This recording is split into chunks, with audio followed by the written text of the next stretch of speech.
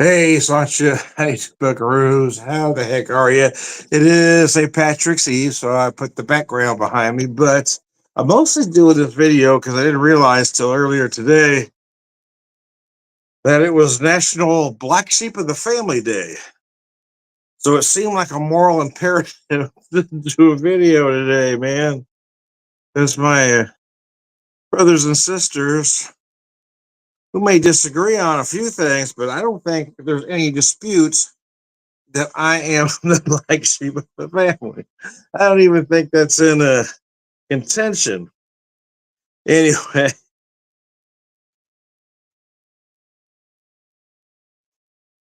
there we go. Get that set there. There we go. Anyways, how the heck are you? So I did work today, which I'm typically off Sundays, but I did. A coworker asked me if I could work it today so they could spend time with their mother. So I said okay. I didn't realize though at the time when I agreed to do it that I was going to do the or be in the St. Patrick's Day parade yesterday. So, anyways, without going into great detail, well, not at this moment. I'll give you a little bit at a time. Uh, I'm tired, man. I did work today, so, and I've got to work tomorrow, but I don't go in till actually I go in a little bit earlier than usual tomorrow. Typically we don't open till 4 on Mondays, but I talked to powers that be into opening up at 3 tomorrow. Give folks a little extra time to get there. I do have a few folks that have told me that they wish we'd open at 3 on a regular basis because they get off at 3. They don't have to kill an hour. I typically show up early anyway, so if folks are there, I can open at 3:30 usually. But we're officially opening at 3 tomorrow for St. Patrick's Day. We'll run a few specials. We did some stuff over the weekend, but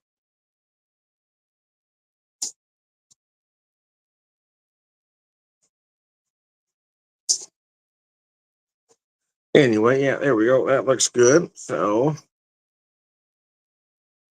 just wanted to double check there, make sure everything was working like it's supposed to. All right, I'm going to set that down now, and you'll have my undivided attention. So this isn't an official St. Patrick's Day video, so I've got a couple, well, not St. Patrick's Day beers per se, but a couple from a Springfield Brewing Company. This is their honey lager beer. Now, Springfield Brewing Company has a great nitro dry stout called McDaniel's Draft. It is just incredible. I think it runs about 4.8%. I think they do various versions of a black and tan using that McDaniel's draft. But the last couple of times I've been in there, I used this one, used the McDaniel's draft, obviously on top, but the bottom was this one here, the Hive Honey Lager. It really sits well on top of this one. This one being it's a little sweet, but not a lot, but it's not very hoppy, more malty. So it really blends extremely well with that McDaniel's draft. 5.5% dark golden Helles lager, brewed with local Missouri wildflower honey, mild malt flavor, touch of sweetness, and just a hint of honey at 5.5%. So I'm going to pour that here.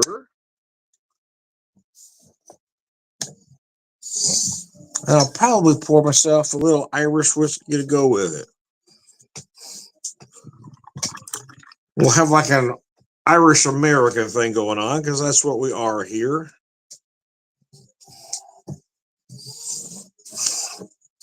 I guess there's a line that everybody or more people claim to be Irish on St. Patrick's Day than they really are. But I mean, hell, I don't know what the percentage is, but I know our ancestry is steeped in Irish heritage. So, and I tend to lean into it in all honesty. It was always a big day when our kids were little.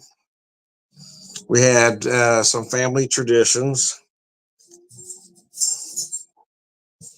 but a lot of it was about the foods. We kind of incorporated the American influenced Irish dishes like corned beef, for instance. And then we learned how. Um, I first learned about coal cannon through my son. So we started making that every year. Then champ, of course, and then some other things. But did a version of coal cannon today. Now I'll be honest with you, I am kind of putting an American spin on it, but I'm using the idea of coal cannon and then taking it in our direction, which is what you do as a cook.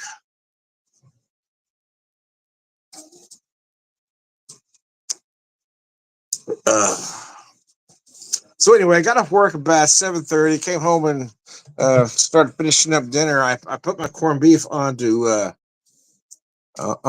braise before I left. Had my wife take it out of the oven so I could rest, and I finished it up when I got home. But I had to get first thing I had to get the cabbage steamed up and ready to go. I don't cook it with my corned beef. I know a lot of folks like to. Um, I do that separate, especially if I'm doing cold cannon, right? Doing cold cannon, I just steam that separate, then add it to the potatoes that cooked with the corned beef. I'm gonna pour myself. Oh, I forgot to grab myself a shot glass, so I guess we're just gonna have to wing it. In my old age, I tend to like to measure. That way I know exactly how much I've got in the glass. But I just poured some in this glass, so I think I can probably eyeball about 2 ounces. That looks about right.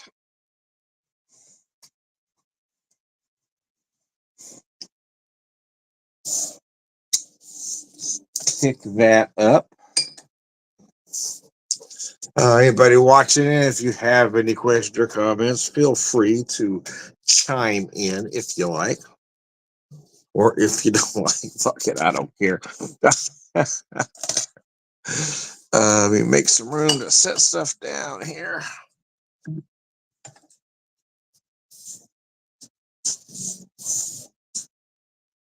Make sure that's all working right there. Yep. So far, so good. So I picked that beer back up again. Look at that color, though. It's a nice, beautiful golden. Like I said, it blends beautifully with that McDaniel's Draft. A lot of folks like to use their IPA, the Green Ghost, which kind of changes the game a little bit. And of course, they have other beers. Didn't really have a. Well, I guess they do. I think they've got the. I don't remember if the Pulse Pale or the Blue Canoe was on tap, but either would work in a black and tan capacity. I think for me, if they were doing the Pauls again, I would prefer that because it's not the hops are a little more subtle. That I think would work better. It's closer to a classic pale ale than the Blue Canoe is. But both are maltier than most are these days. I will say that though. Ugh. Let's launch it.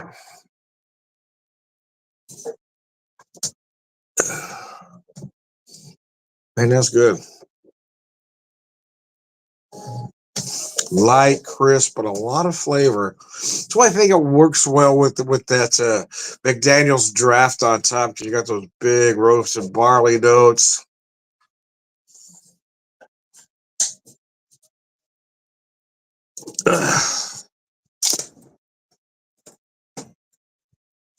Set that beer down. I'll pick up this Irish whiskey. Um, I poured it for you, but I don't know if you saw it. So it is the Quiet Man. It is an 8-year-old single malt, aged 8 years in oak bourbon cask. It's a relatively inexpensive single malt at about $36 a bottle. I said relatively. Good gravy.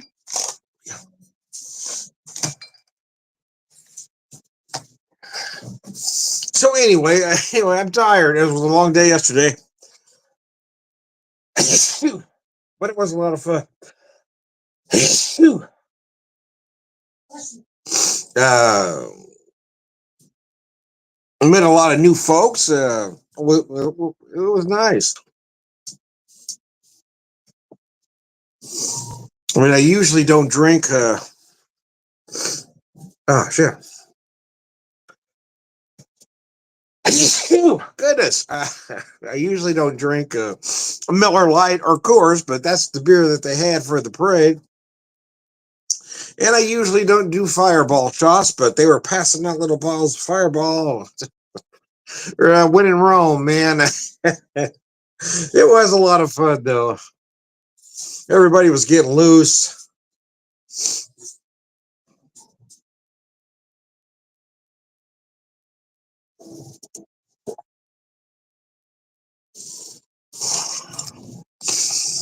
Uh, I like this whiskey a lot. I like those big.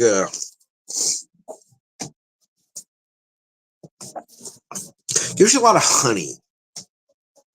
Little honey and heather up front.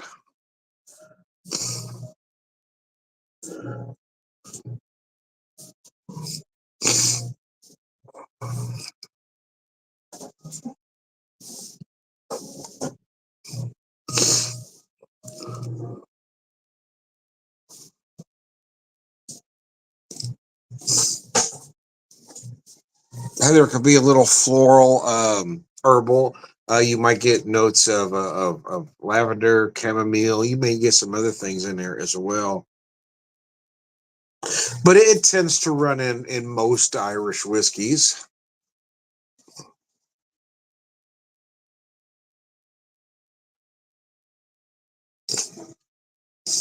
But it is a very nice, subtle single malt Irish. It's that hint of that lingering honey like sweetness there. Oh, these are my little Shamrock snifters, if you can see that there. I don't know if that translates to the camera. There we go. My wife had these at a thrift store. I think she got them last year, but I can't remember if she got them in Ohio or Indianapolis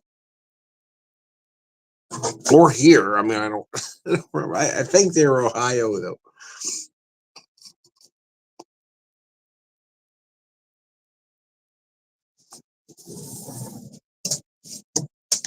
So Black Sheep of the Family Day. How about that?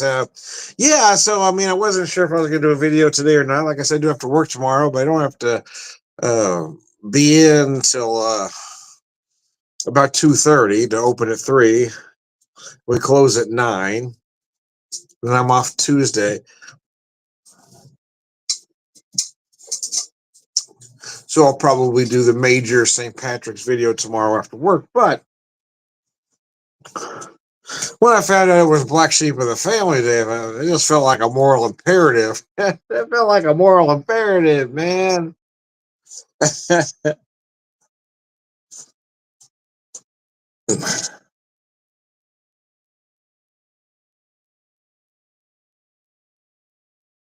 Cat, how are you? If you got any questions, thank you. Thanks for the bless you. Yeah, I was sneezing, man. It comes on me all at once sometimes.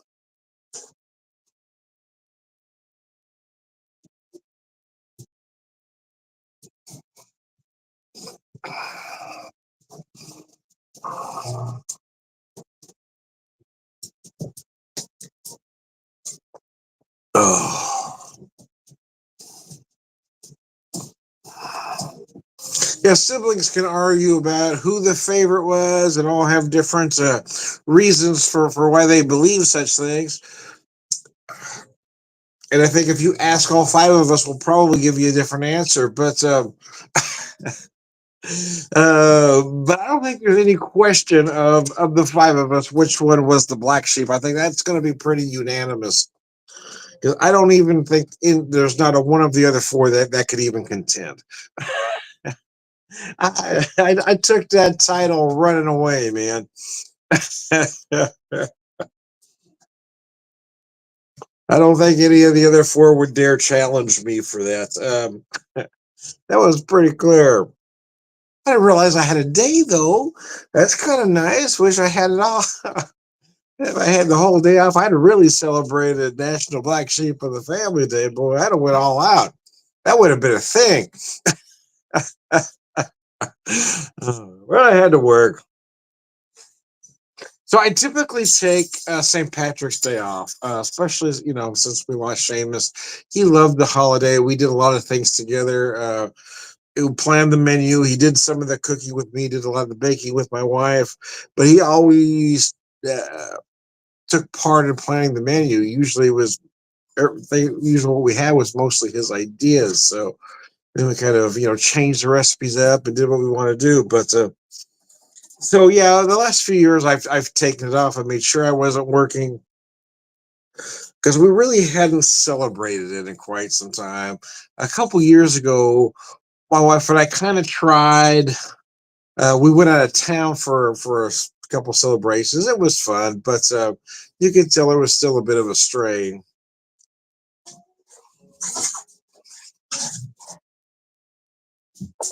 But I think this year we were both kind of on the same page and wanted to do something. And since I was working, we thought, well, why don't we just get everybody involved? So Seamus was involved with a charity called Pedal the Cause.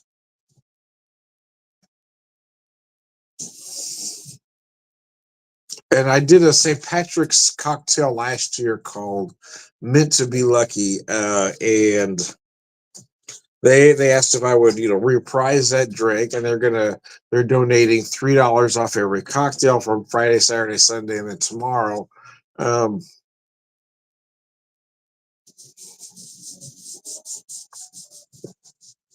$3 off every cocktail, and they're going to donate to Pedal the Cause in Seamus' name. So I thought that was nice.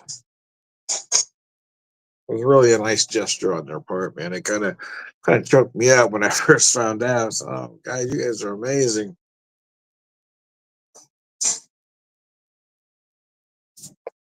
I guess I really don't talk about it in great detail because one of my bosses, I didn't realize that that particular day meant so much to you guys. So it was nice to know. And I'm trying to be better about sharing without saying things in such a way where it brings everybody down because that's kind of tough. That's why I don't bring a lot of stuff up. I had a rare conversation with another brewery owner here in town a few days ago, and they lost a child. So when I told him our story and what John and Brian are doing, and he told me some of his story,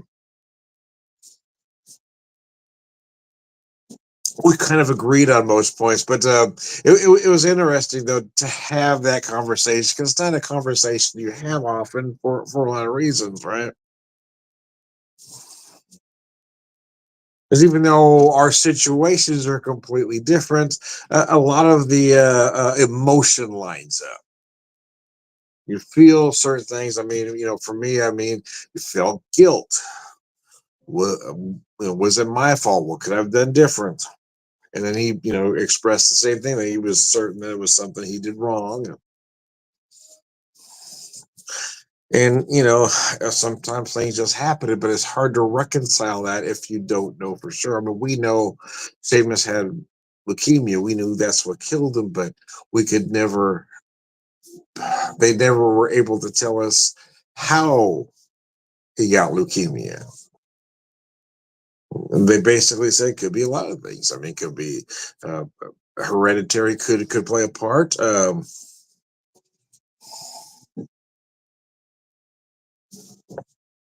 Other conditions. I mean, you just never know. So, and not knowing, that's the part that eats you up on a daily basis. When those thoughts come through, what could I have done different to to maybe prevent something from happening? So,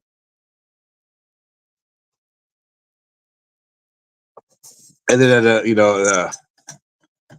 the friend that he came with, we was in today, and he was telling me a little bit about that conversation that him and I had. Said I didn't realize that about either of you guys until I hear you talking.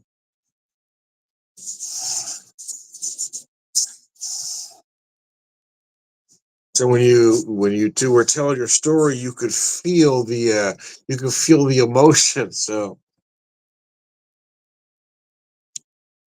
and it's not something you want to talk about on the daily. In all honesty, not for me anyway. I shouldn't speak for anybody else but me. But every once in a while, I like to talk to somebody,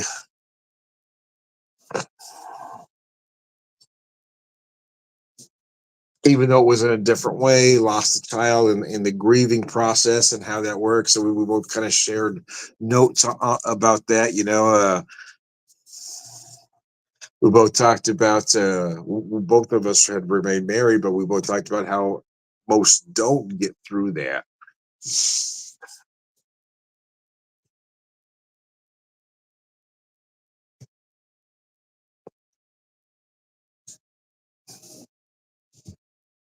And it is a tough thing to maneuver. I mean, I think a lot of people don't realize that the grieving process doesn't run on the straight line. It doesn't run on a straight line. It's usually different for you and your spouse. You're not always in the same place, so you can't expect your spouse to be in the same place you are. You just kind of got to let it balance.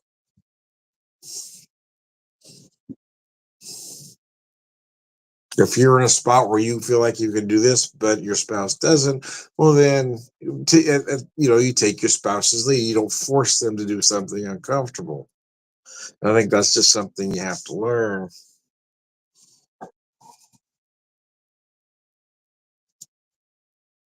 Like I said, with this one, I kind of felt like we were both, you know, along the same lines. She wanted to do some things that Seamus would like and do some baking. So, okay, I'll do some other things. And then when I brought the idea to my bosses, they said, "Great, this is what we're going to do." So, oh man, so please don't make me cry in front of the boss, man. Don't make me do that. Uh,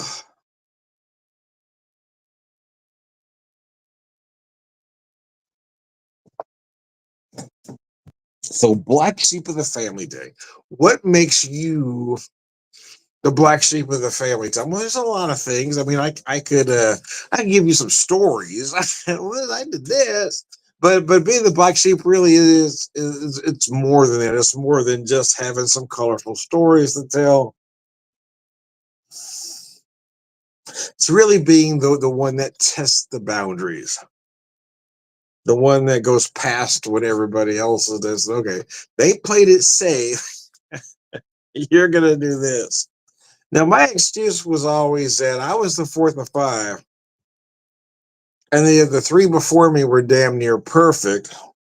And I had a younger brother. So if I didn't do the stuff and get in trouble, it would have been left up to him.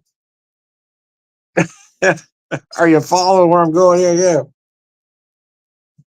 So I took it so he didn't have to. I made all the mistakes. So by the time I got to my younger brother, he couldn't have done anything. I mean, or he could have done anything, I guess. I'm trying to figure the right way to phrase that. But there was nothing he could have done that would have everybody would have went, oh man, because nothing compared to the stuff I did, right? I broke all the boundaries. So him stopping anywhere short of what I did, oh, that's fine. Don't worry about it. I remember going through school. I just kept hearing, why can't you be more like Sherry? Why can't you be more like Sherry? And then when my brother got to school, all he heard was, I hope you're not like your brother. So, I mean, I paved the way. I made it nice and easy for him. I took those obstacles out of the way. I took Sherry out the equation. No, he was no longer was anybody going to get compared to Sherry. It's, please tell me you're not like your brother. So we can't go through that again, man.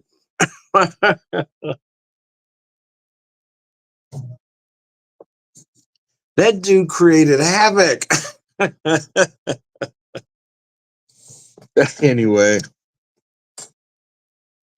Daniel, if you're still out there, how the heck are you? If you want anybody watching want to tell me what you're drinking, or share some St. Patrick's Day thoughts, or black sheep of the family thoughts, if you will.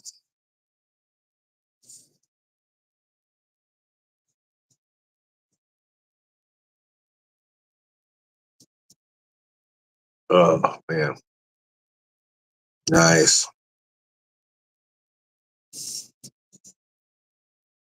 That is a very nice whiskey, man.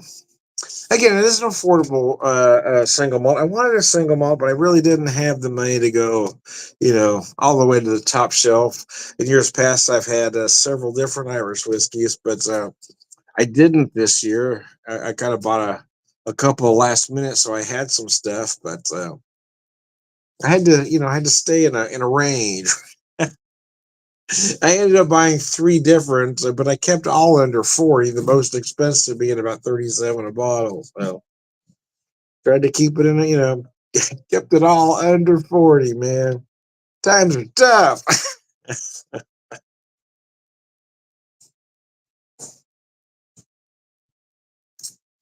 Almost made a comment about our current political situation, but I decided to take a breath, let that one go.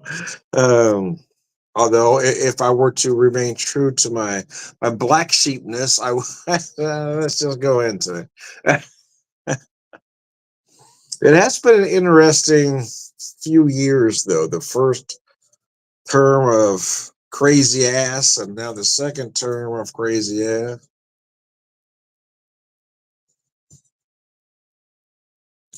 Most of my far right friends, social media friends, I should say, have fallen by the wayside. But what's been interesting, though, is the amount of relatives right, that have unfriended and or blocked me.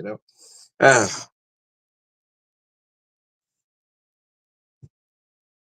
Handful of cousins. Nobody in the media family yet. I didn't have any brothers or sisters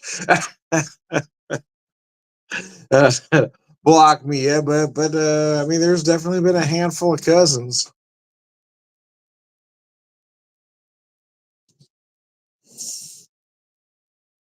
that I was terribly close to. Well, at least anymore, maybe that's a better way to put that. There's one particular that him and I partied a lot way back when we were both younger, but we hadn't been close in a lot of years. I hadn't even seen him in over 25, and it had been over a decade since we'd even had any kind of a conversation. So that one didn't surprise me a whole lot.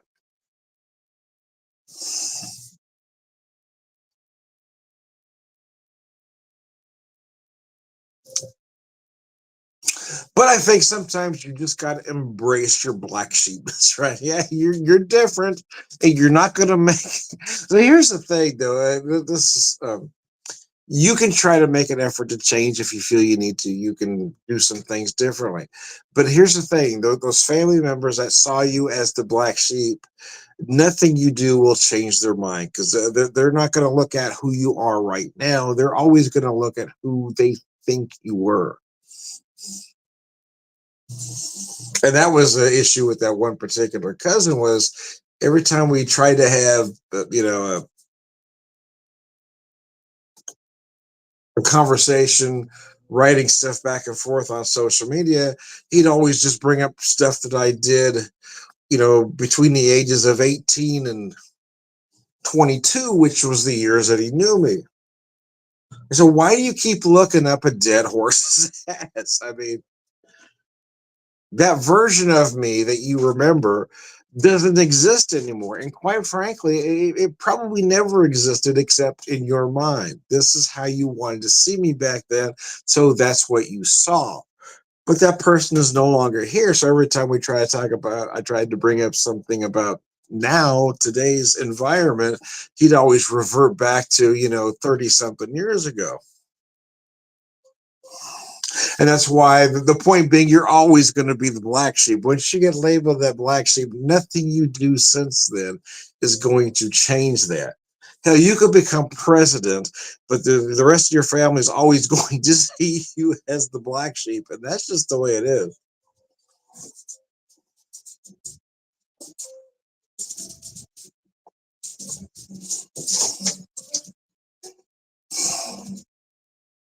I kind of gave up all of my stress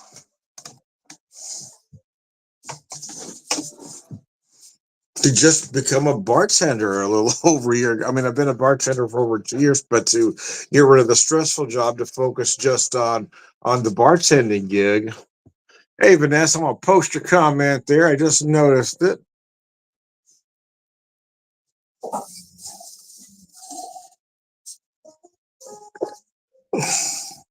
But then those family members, you see it as a positive, and those that love you see it as a positive. But there's some of those family members are going to see it. Oh, look what he's doing now. But I'm happy. I like being a bartender. I like pouring beer. I like coming up with new cocktails, and they kind of give me free reign to do so, to write the cocktails. It's just enjoyable, especially in my what I like to call my curmudgeon years. I think once you get to a certain age, you can say just about anything you want to, as long as you say it with a chuckle and a smile, right? So I get away with a lot of stuff because of well, that's just Tom. So sometimes I go full curmudgeon.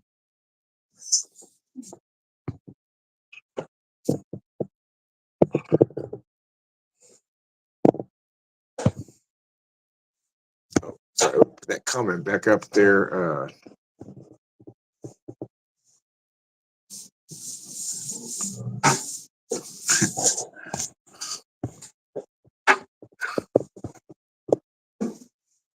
Yeah, that was kind of the point is, once you get labeled, it ain't going away, man.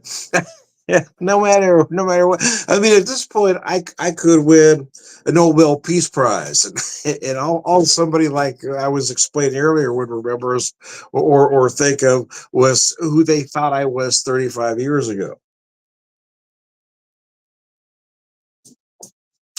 So I say embrace it. Embrace it. Go full on. Don't try to escape it. Make it every part of who you are. Oh yeah, I'm the black sheep. Be proud of being a black sheep. Be proud that you did more than just you weren't just there to follow orders and get along. You tested the boundaries. You did things to take the pressure off of others. You did the stupid shit so they didn't have to. Because let's be honest, somebody's gonna do the stupid shit. Somebody always does the stupid shit. So if your brothers and sisters didn't, hey, then you've got to take it on. It's a tough job, but somebody's got to do it.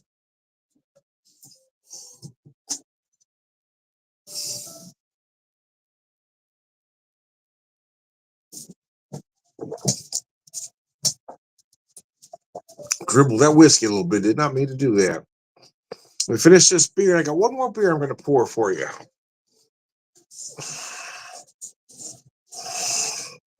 I've been staying mostly in season lately, with the beers and the videos. But today, since we were doing something slightly away from the St. Patrick's video, I wanted to have these two. All right, so here's the second beer.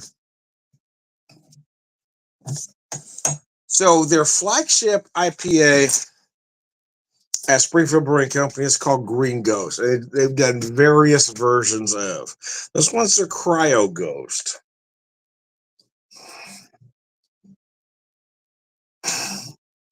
Our flagship Green Ghost IPA, chilled to perfection, brewed with Cryo Centennial and Cryo Citra hops for ultra concentrated hop flavor and aroma.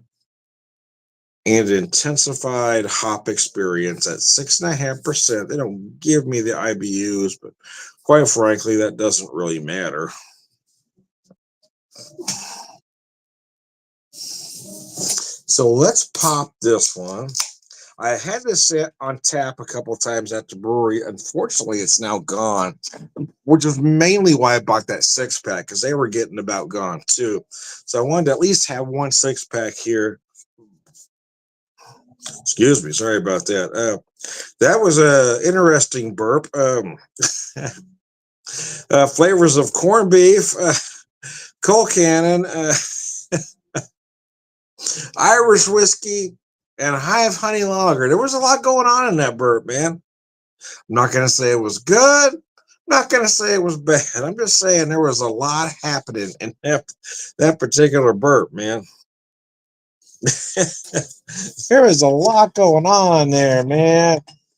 Oh, I got that poured. Let me set that down for a second. I'm going to pour some additional whiskey here.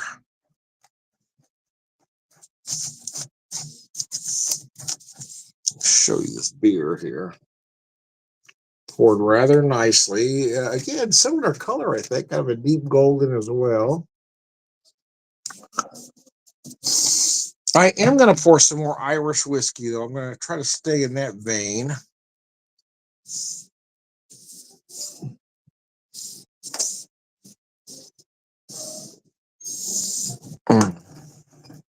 But this time I'm going to pour the Lost Irish. It's a blended Irish, but it's a very interesting Irish blend. More developed than most blends.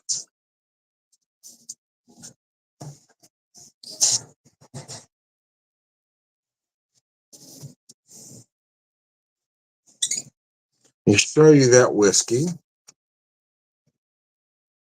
I'm going to set that down for a second there and read you a little bit from their bottle. Lost Irish. I mostly bought this one, in all honesty, because I hadn't seen it before. So Irish whiskey, it's got 6 worlds, aged in cask from 6 different continents. It uses South African brandy casks, Japanese Muzanara casks,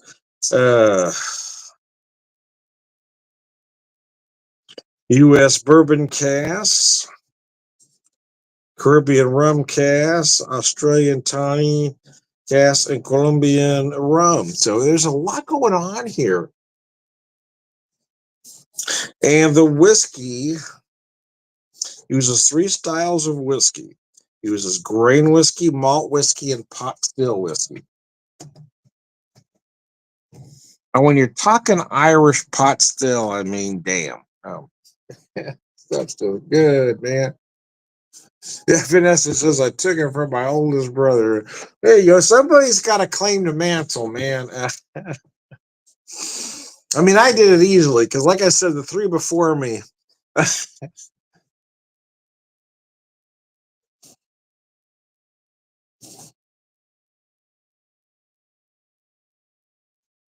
Cryo Ghost is very interesting. Got an interesting nose.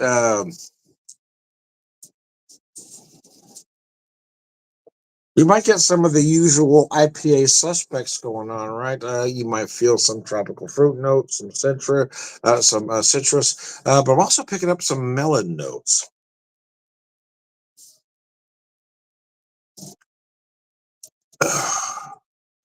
Anyways, wow, that is nice. That's a nice beer, man.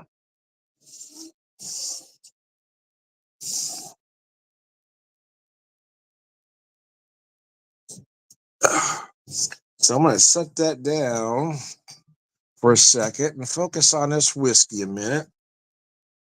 Use my little shamrock glasses my wife had found. They pretty much sit in the cupboard most of the year, but they get trotted out usually about a month before St. Patrick's Day as I'm going through this stuff. Just nice little, I like them. Perfect for neat drinking.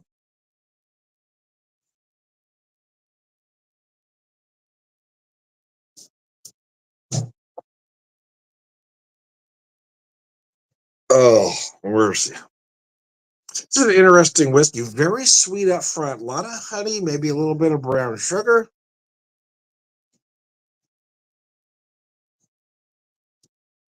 A lot of big oak and spice in the finish with the blending of all those casks.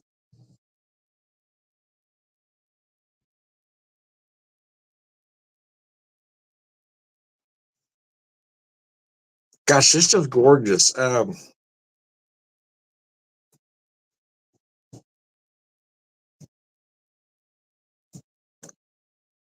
lot of vanilla, more toffee than your typical Irish. Almost has some bourbon like notes to it. But boy, it's just delicious. 37, which it's a little pricey for a blend, in my opinion. But I mostly bought it because of how different it was. Looking at everything that was available on the shelf, thinking, okay, this one seems to want to push the boundaries. So it was the main reason I picked this one up.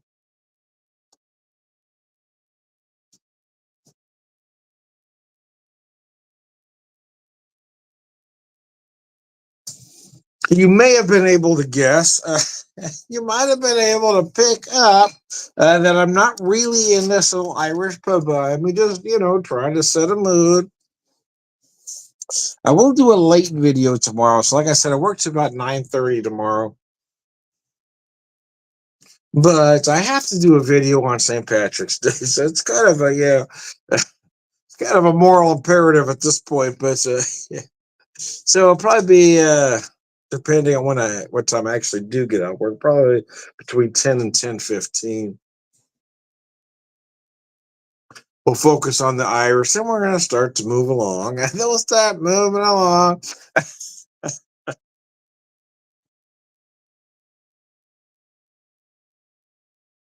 Had a really good so I did our corned beef dinner tonight because like I said, I'm working tomorrow night, but I wanted to get it cooked today because I'm going to do some things with some of the leftovers to take in tomorrow at work for the folks. Just have some little snacks if you will. My wife's been busy baking and doing things.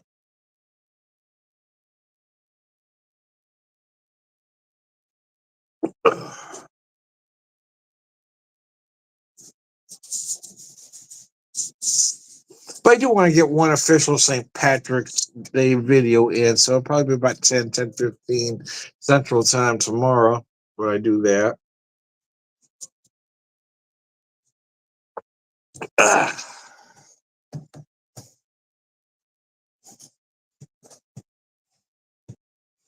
Launcher. So our last name is Irish. Dad's heritage was pretty much split evenly between Irish and German. Mom's side, nobody knows what all's in there, but there was some Irish in there as well. But most of us kids kind of claim more of the Irish. But I was really the only one of the five that really leaned into it, if you will, leaned into the culture. And a lot of that too is my wife. Most of my wife has a lot of things going on as well, but with the greater portion being Irish. So I think we both kind of leaned into it, especially when raising our kids. That's why we always made it kind of a different holiday than most do. When our kids were little, the leprechaun would visit, right? So leprechaun's all mischievous, right? It's not the evil leprechaun, from the horror films, but it's just, it's a little mischievous. Think Darby O'Gill and the Little People. So, anyways, leprechaun would come in and he would mess up the room a little bit. Nothing serious, just kind of put some things out of place, make just a little bit of a mess. Ugh. Usually leave a couple potatoes in each of their rooms, and then some chocolate gold coins, and but they do get one treat. It wasn't a real pricey one, just something a little different. I mean, he's not Santa Claus, right? He's not leaving you a bunch of stuff, but there was if each kid wanted something in particular, it kind of got to you got one special thing from the leprechaun. That was the treat because he messed up your room, you see.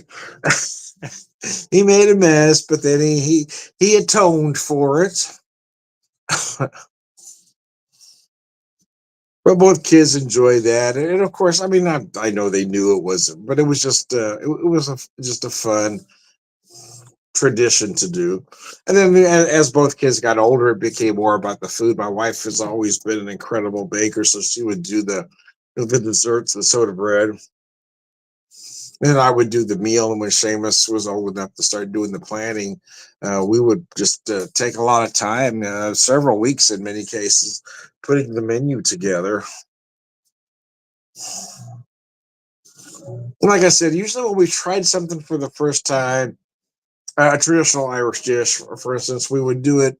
We'd find one traditional recipe we liked, we do it that way. But when we brought that recipe back the following year, then we would kind of put our mark on it. So we like this, but what if we added this instead of that? Or what if we use this cheese instead of that cheese? The one thing we did do, even though we did change cheeses and this, that, and the other, the one thing we always stayed with was it had to be Irish butter and it had to be Irish cheese. We kind of changed up what the style of cheeses were used in different things, but we always stayed with an Irish cheese. We usually use some Kerrygold, but sometimes there were other brands, but we always, and it always had to be an Irish cheese.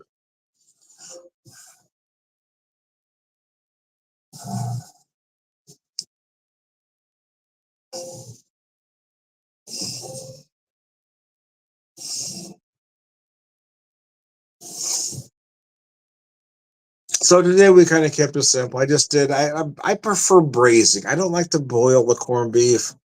I feel like you lose a lot of the flavor that way. Some bring it to a boil, then simmer to finish. I just prefer braising, which you put a sear on each side.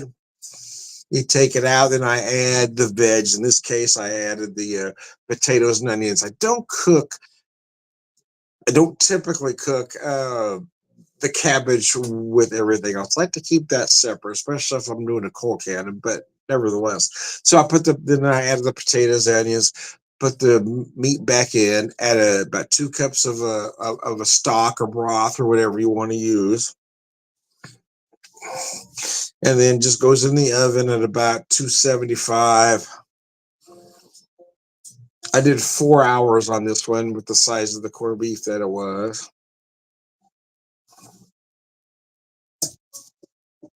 And it was a very good quality, grass fed, grass finished corned beef,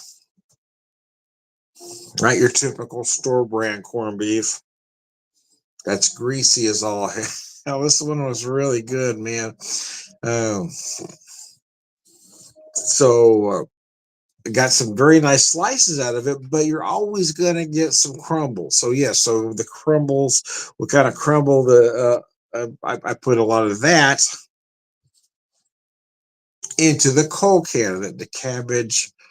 And I put a little bit of Irish cheese in there. In this case, I used a Dubliner cheese to mix with the mashed potatoes. And I do a rustic mash. So traditional Irish, they do try to want to whip it smooth. I prefer more of a rustic.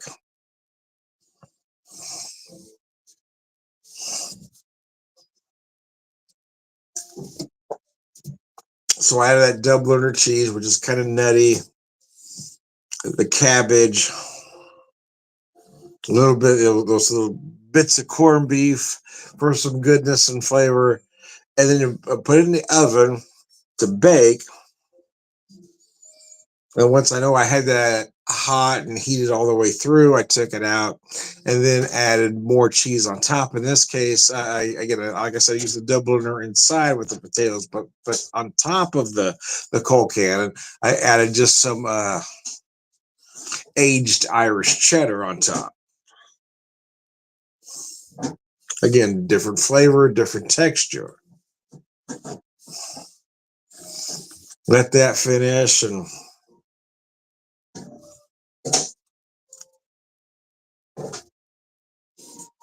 And a lot of the leftovers tend to get used in hash because I like corned beef hash, man. So a lot of leftovers for us tend to go into hash. That will probably be breakfast tomorrow. But then I'm going to take some of the leftovers and add some other ingredients to it. I'm going to make these little so boxty is basically an Irish potato pancake. Traditionally, it's a blend of cooked potatoes and raw potatoes. I'm going to do this slightly different, but it's going to be boxty in spirit, right?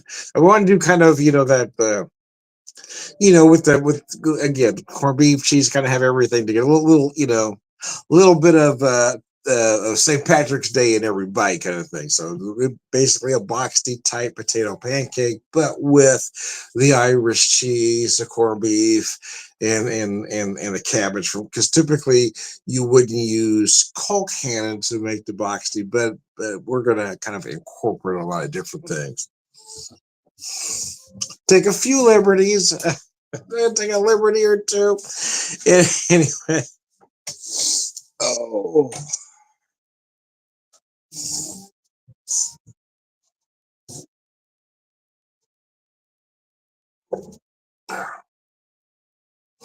Gosh, I do like this beer. Those Cryo Ghost is insane. Anyways, I probably ought to wrap this up. Been talking for almost an hour. Anyways, hey, happy black sheep of the family. If it is you, hey man, embrace it. Lean into it, if you will. It may not be who you are anymore, but it will always be who everybody sees. Anybody that knew you before you became what you are now, they will always see you as that particular black sheep from whatever time period you knew them. So you might as well embrace it because they're never going to change their minds. It doesn't matter what person you are now. That's never going to matter to these people because the you they remember is going to be from that particular time period, and that's not ever going to change. So anyway, I digress. Let me show you this whiskey bottle one last time. For the second whiskey, this is the Lost Irish. It is an 80 proof Irish. I would really, as bold as this whiskey is, I wish they did a cask version of. I bet it is absolutely gorgeous. Anyways, I'm Tom the Whiskey Whisperer, Whiskey Evangelist, prolific whiskey drinker, purveyor, wisdom man.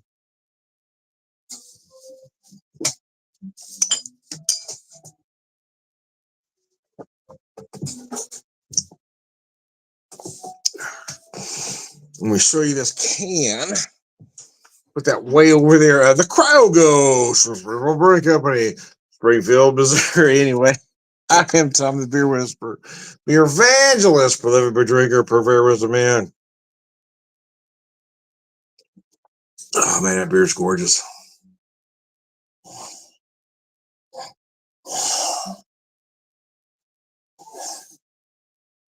You may find some tropical fruit notes. Again, I'm getting a lot of that melon in there, but a whole lot of citrus zest. So, anyways, one more time, feeling I am Tom the Beer Whisperer, beer evangelist, prolific beer drinker, purveyor of wisdom, and